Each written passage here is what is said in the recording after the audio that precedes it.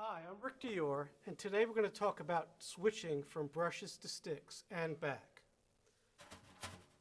So when I was a young guy, let's say in my early teens, I started playing jazz with a big band and also some jazz combos around the New York City, New Jersey, Philly area. And one thing that was great about that was that I was always the youngest guy in the band, sometimes by 30 years or so. And a lot of the older guys who were really experienced, great players, would give me a lot of advice. So there was this one gig I was playing with a bass player, great bass player who will remain unnamed, and I switched in a tune from brushes to sticks, and after the set was over, he said, it sounded good, but when you switch to brushes to sticks, you can't stop. It's like there can't be a stop in the sound. And I was curious about that. And because before that, I'd be playing with sticks, like.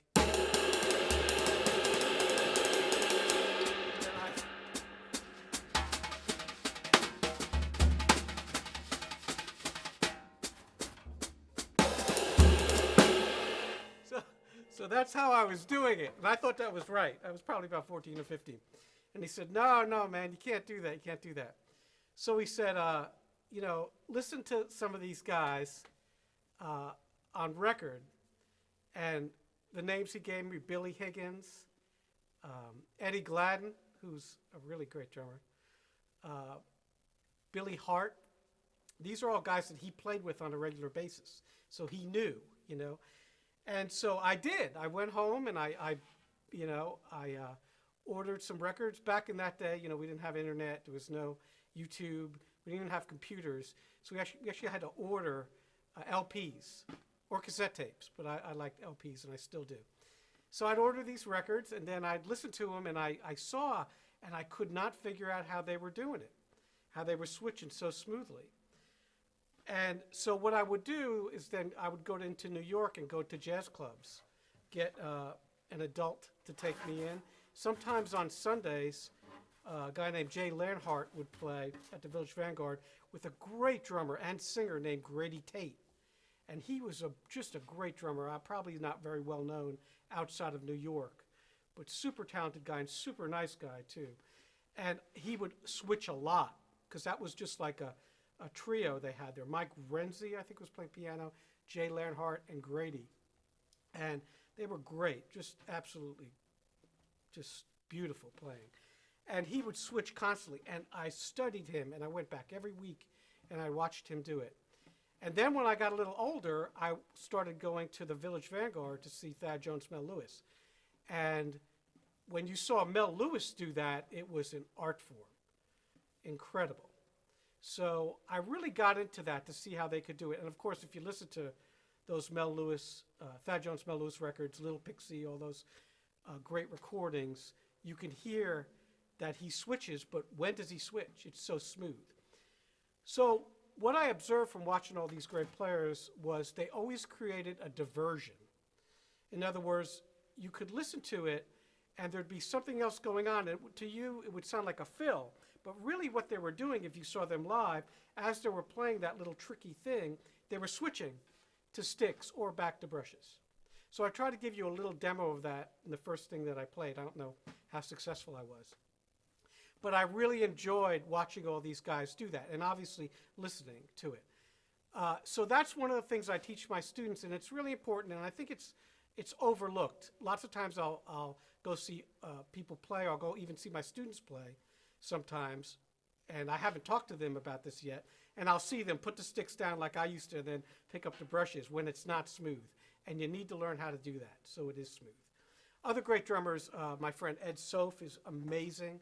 Well, he's just an amazing player, but he's an amazing brush player, and he switches like it's incredible.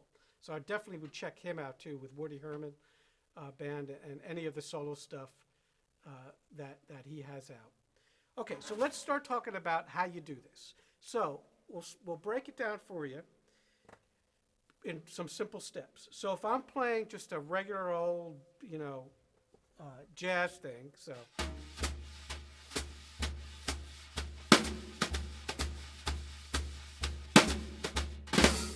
that might be something you play like in the beginning of the tune if you're playing with a singer.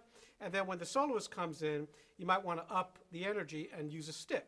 So this is the simplest switch that you can do because you're just sweeping.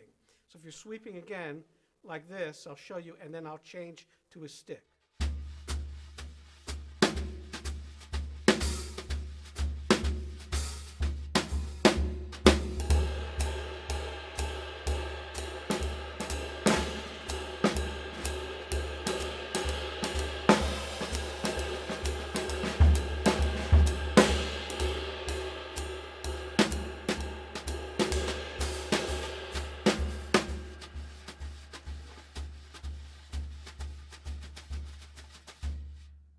So you see it there?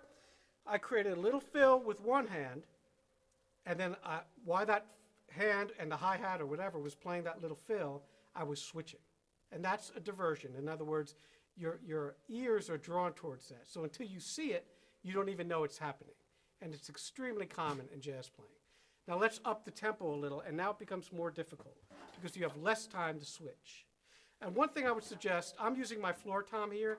A lot of times I'll use a stick bag, that's fine too. You can use your floor tom, put the sticks on there.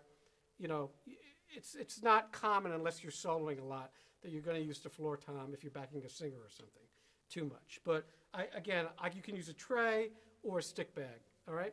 So I always put my sticks in the playing position, so beads out. Unless I'm playing Latin stuff, and then it would be butt out if I'm playing cross-room click. So make sure that's right. And you got to plan ahead. And then the brushes, when you put those down, they also need to be where you can grab them and the stick doesn't roll off the floor tom if you're using that as your table. Okay? So let's go a little faster. This time I'll use a metronome. And we'll do it pretty quick. 220. 1, 2, 1, 2, 3.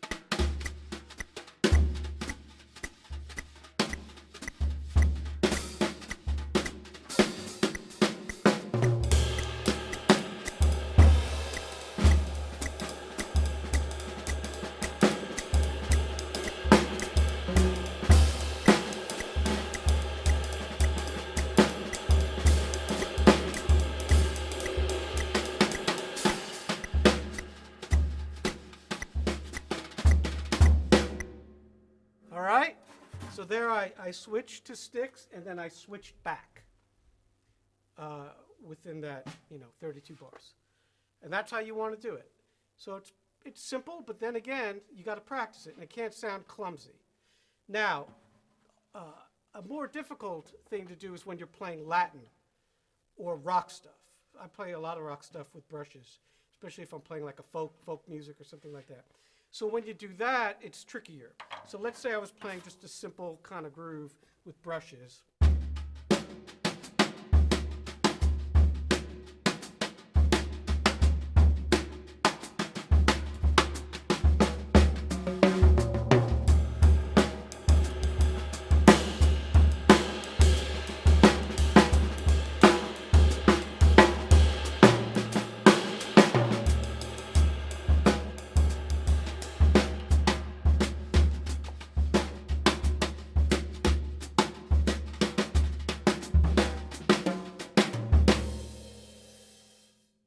So you see what I did there? I reached over with one hand, and that's the way you do that. I also dropped the stick. It'll roll off that floor tom, so you might want to make sure the angle's good. But again, use a stick bag or a tray. All right, so the next style that's tricky is Latin. Let's play a samba for you. I did this a little in the opening. We'll play just a basic garden variety brush samba, and we'll switch to sticks. 1, 2, 1.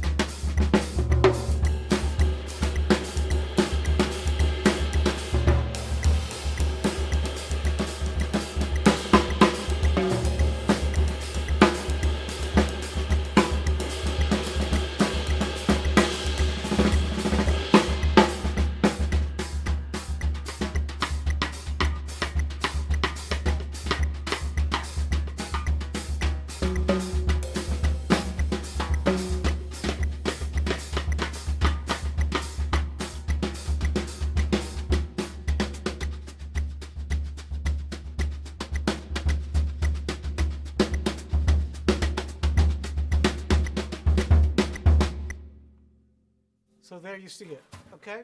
So I'm switching while I'm playing, and again, I create the diversion by playing on the cymbal. When I grab the stick and when I play the brush, I'm playing a fill on the snare drum. Something that rings, something that covers the change. And you saw there was a little while where I played with a stick and a brush. That's something I do quite often when I play, you know, Latin stuff or whatever in a jazz setting. So I hope that helps. It's a little bit of a short video compared to some of my others. I'll play a little, and then we'll call it a day. I'll play something a little faster. Let's see here. 1, 2.